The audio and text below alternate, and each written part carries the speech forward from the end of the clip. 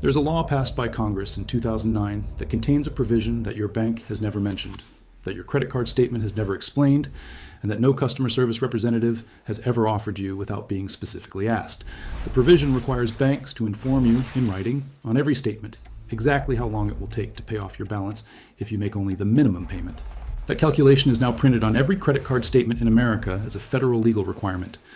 But the more powerful provision sits one level deeper in the same law, in the regulatory framework that implements it, and in a separate consumer protection doctrine called UDAAP, the Unfair, Deceptive, or Abusive Acts or Practices Standard. Under this framework, banks that offer credit cards to consumers in financial hardship are required, when formally requested, to offer hardship programs that can reduce interest rates dramatically, eliminate fees entirely, and restructure payments in ways that no credit card advertisement has ever promoted. The minimum payment on a credit card is one of the most profitable inventions in the history of consumer finance.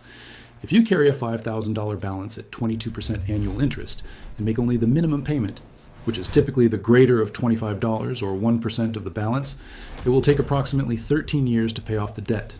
You will pay approximately $5,700 in interest on a $5,000 balance. You will have paid back over twice what you borrowed. This is not a side effect of credit cards. It is the designed economic outcome of the minimum payment structure. The banks did not build minimum payments to help you manage your cash flow.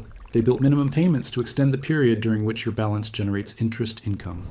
Welcome to the Invisible Ledger. If these stories matter to you, hit subscribe and the bell. This is where we trace the money they told you not to follow. The Credit Card Accountability, Responsibility, and Disclosure Act, universally known as the Credit Card Act, was signed into law by President Barack Obama on May 22, 2009. It was the most significant consumer protection legislation governing credit cards since the Truth in Lending Act of 1968. The Card Act addressed a long list of abuses that had become standard practice in the credit card industry through the 1990s and 2000s.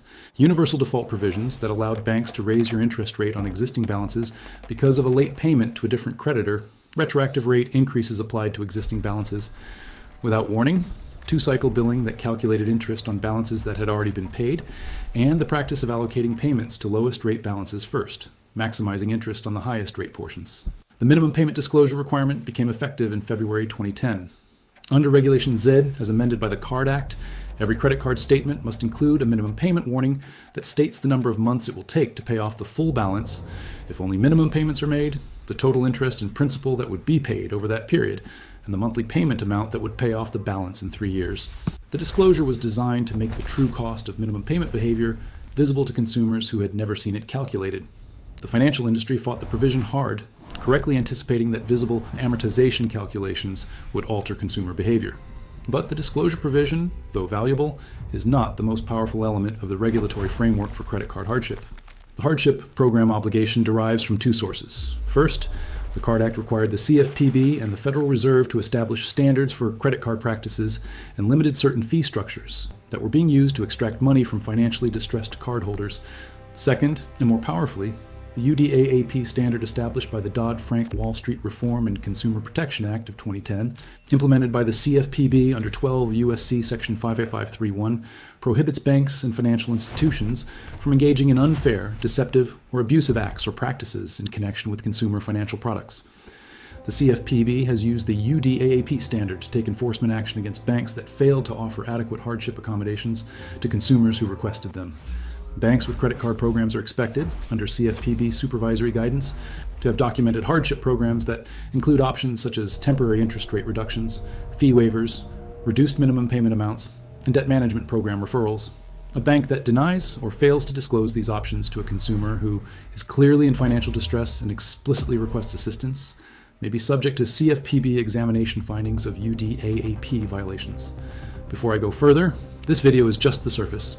Inside the Invisible Ledger Vault, you will find the complete hardship program request letter template with UDAAP citations, the bank-by-bank hardship program comparison, the interest rate negotiation script, the debt management plan versus hardship plan comparison, and the CFPB complaint filing guide for banks that refuse documented hardship requests. The link is in the description, but stay right here. The hardship program conversation is initiated by the cardholder, not by the bank. No bank proactively calls customers to offer reduced interest rates. The economics do not support it. A bank that voluntarily reduces your interest rate from 22% to 0 for 12 months is foregoing significant revenue. The hardship program exists not as a marketing tool, but as a regulatory response to the expectation that financially distressed borrowers who formally request accommodation should not be left without options. The bank offers these programs because regulators expect them to, not because they want to. The largest credit card issuers, including JP Morgan Chase, Bank of America, Citibank, Capital One, and American Express, all have documented hardship programs with varying terms. These programs typically offer interest rate reductions ranging from 0% to reduced market rates, temporary waiver of late fees and over-limit fees, restructured minimum payment amounts based on a sustainable percentage of the outstanding balance, and defined program terms ranging from 6 to 60 months, depending on the issuer and the severity of the hardship. The enrollment criteria typically require documentation or attestation of financial hardship, such as job loss, medical emergency, divorce, or reduced income. Most programs require the cardholder to close the account to new purchases during the hardship period and may require a consistent monthly payment commitment. The interest savings from a hardship program can be dramatic. On a $10,000 balance at 22% annual interest, the annual interest charge is $2,200. If the bank agrees to reduce the rate to 0% for 12 months, every dollar of your payment goes to principal reduction. After 12 months of payments of $500 per month, your balance has dropped by $6,000. Under the original terms, 12 payments of $500 would have reduced the balance by approximately $3,200, with the remaining $2,800 consumed by interest. The hardship program, on a $10,000 balance, has doubled the effectiveness of your payments. If you have made it this far, you already understand the hardship program framework better than the vast majority of credit card holders who are making minimum payments on balances that will not be paid off in their lifetime at current rates. Subscribe and share this video. Now, let me give you the exact steps. Step 1.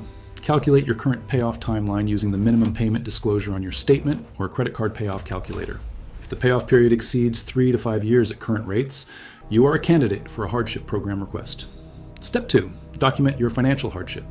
The bank does not require court filings or formal proof, but having a clear narrative of the circumstances causing your financial difficulty, whether job loss, medical expenses, reduced hours, family emergency, or other documented hardship, strengthens your request. Step 3. Call the phone number on the back of your credit card and ask specifically to speak with the hardship department or the credit counseling department. The words hardship program are the trigger. General customer service representatives may not be trained to offer these programs. Ask specifically to be transferred to the department that handles financial hardship requests. Step 4. Explain your situation briefly and clearly and ask what hardship accommodations are available for your account. Listen carefully to the terms offered. Ask specifically about the interest rate reduction, any fee waivers, the program duration, and whether the account will be reported as enrolled in a hardship program to credit bureaus. Step 5. If the bank offers terms you find acceptable, enroll.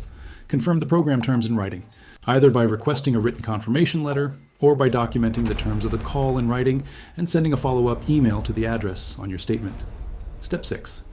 If the bank refuses any accommodation and you believe you have a documented hardship, file a complaint with the CFPB at Consumer Finance. Governor, CFPB complaints about specific credit card issuers are reviewed by the Bureau and the issuer is required to respond.